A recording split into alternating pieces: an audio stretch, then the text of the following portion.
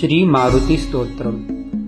भीमरूपी महारुद्रा वज्र हनुमान मारुति, वनारी अंजनी सुता रामदूता प्रभंजना,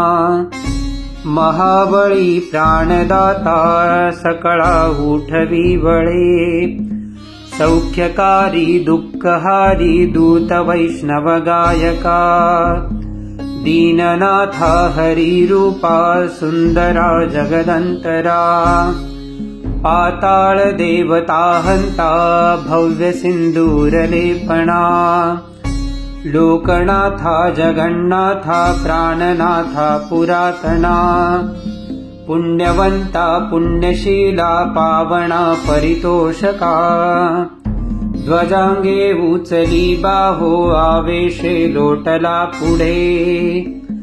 काळाग्नि काळ रुद्राग्नि देखता कापती भये, ब्रह्मांडे मायिली नेनो आवळे दंतपंगती, नेत्राग्नि चालिल्या ज्वाळा भ्रुकुटी ताठिल्या बळे, पुच्छते मुरडिले माथा किरीटी कुंडले ते बरी, सुवर्णकटिकांसोटी घंटा किंकिणी नागरा, ठकारे पर्वता ऐसा नेटका सडपातळू,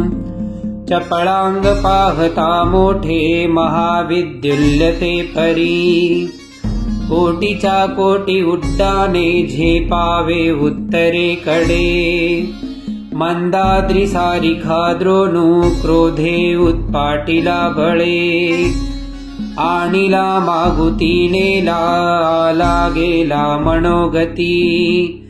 मनासी टाकिले मागे गतीसी तुलना नसे, अनुपासोनी ब्रह्मांडा एवढा होत जातसे, तयासी तुलना कोठे मेरु मंदार धाकुटे, ब्रह्मांडा भोवते वेढे वज्रपुच्छे करू शके,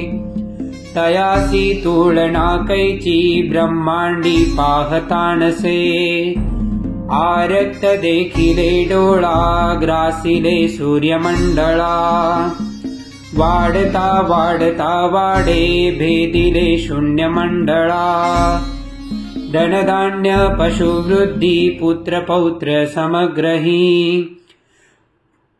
पावती रूप विद्यादि स्तोत्र पाठे करुणिया, भूत प्रेत संबंधादि रोग व्याधि समस्तहि, नासती तुटती चिंता आनंदे भीमदर्शने, हे धरा पंधरा श्लोकी लाभली शोभली भरी, दृढ देहो निसंदेहो संख्या चंद्रकला गुणे, रामदासी अग्रगण्यू कपिकुळासी मंडनू, रामरूपी अंतरात्मा दर्शने दोषणासती, इति श्री रामदास कृतं संकटनिरसनं मारुति स्तोत्रं सम्पूर्णम्। मनोजवं मारुततुल्यवेगं, जितेन्द्रियं बुद्धिमतां वरिष्ठम्, वातात्मजं वानरयुद्धमुख्यम्, श्रीरामदूतं शरणं प्रपद्ये,